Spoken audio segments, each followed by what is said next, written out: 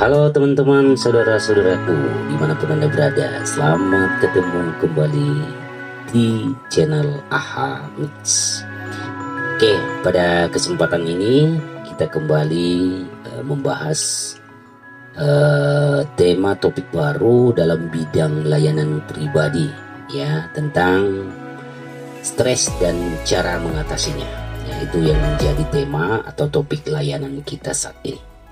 Ya, biasa tujuan umumnya agar peserta didik atau saudara-saudara semua memahami tentang stres, gejala-gejala stres dan faktor-faktor penyebabnya, serta mampu mengatasi stres yang kita hadapi masing-masingnya. Nah, tujuan khusus di bidang ini adalah ya kita semua bisa memahami pengertian stres nantinya. Kemudian kita bisa juga memahami faktor-faktor penyebab dan dampak stres itu. Dan berikutnya adalah memahami cara mengatasi stres dan mengatasi cemas ketika kita menghadapi stres itu. Baik anak-anakku, mari kita lihat bagian yang pertama ini, ya. Di video ini nanti kita bagi dua dalam beberapa konten, ya. Pengertian stres, mari kita lihat, ya. Kalau secara umum bisa kita lihat bahwa stres itu sebenarnya adalah gangguan atau kekacauan mental atau emosional. Dan bisa dikatakan juga stres itu karena ada tekanan, ya.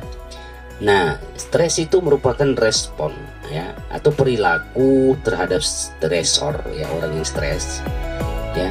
Hal yang dipandang sebagai menyebabkan cekaman, gangguan keseimbangan baik internal maupun eksternal.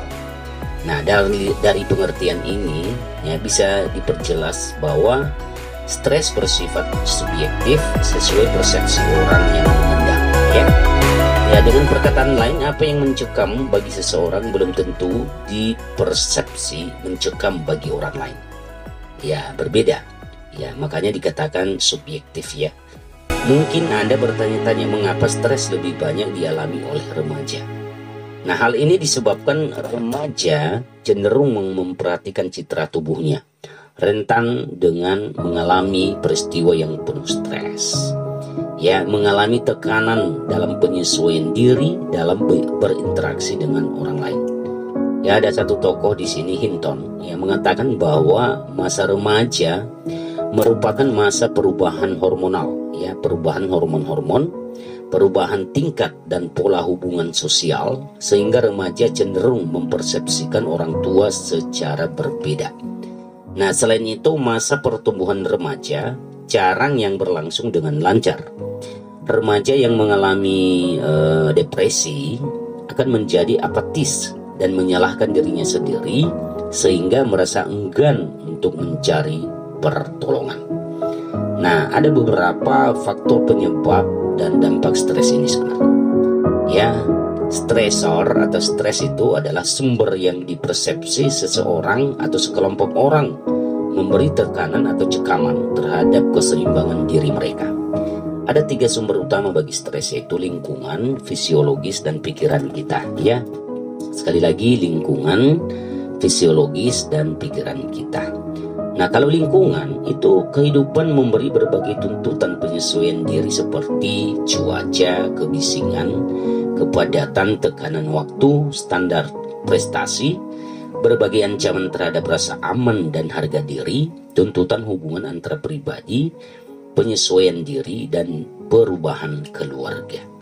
Itu bagian lingkungan. Kalau penyebab dari fisiologis itu perubahan kondisi tubuh, ya, fisik, ya, fisiologis.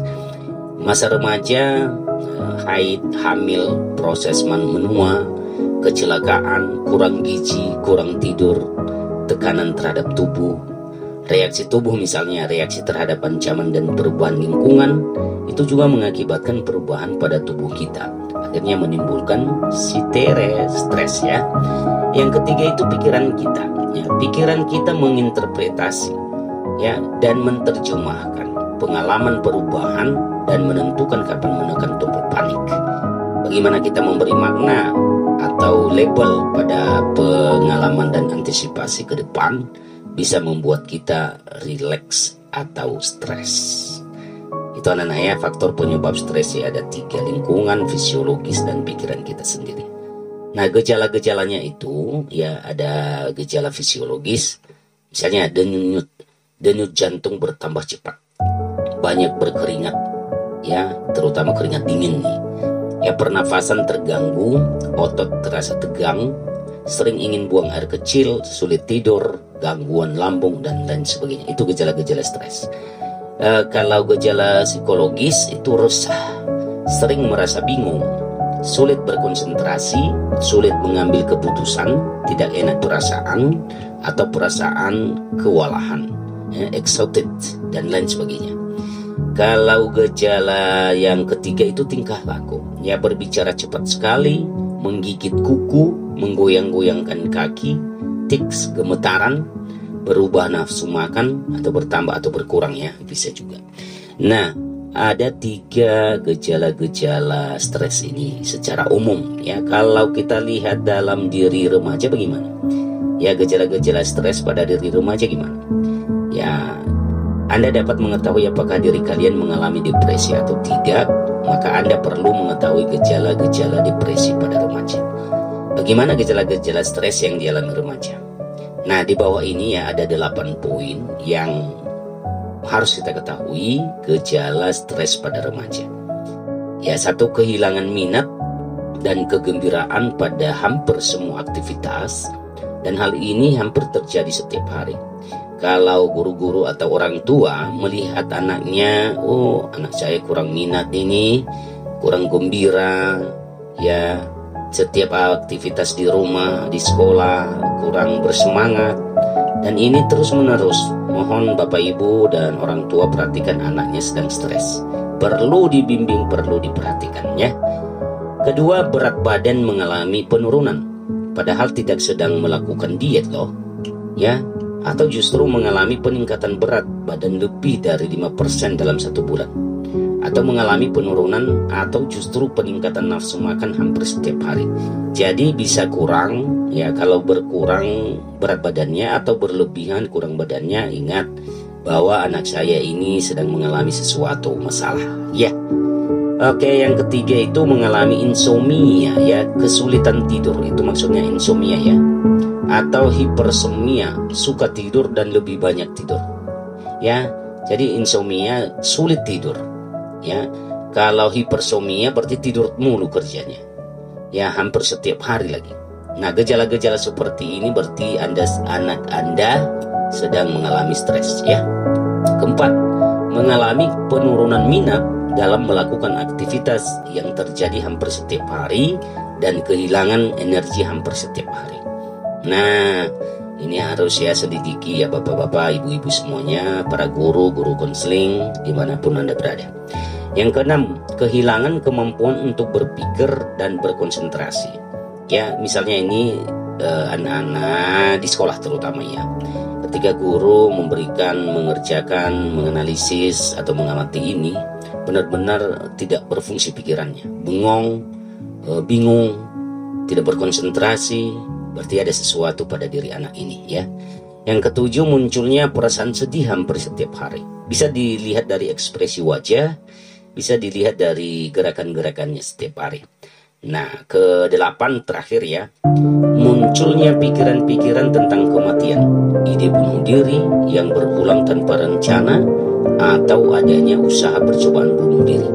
Nah, ini bagi orang tua, bagi guru BK, bimbingan konseling, atau siapa saja ya, mohon diperhatikan hal-hal ini. 8 hal ini perlu Anda perhatikan pada diri setiap anak, terutama para remaja.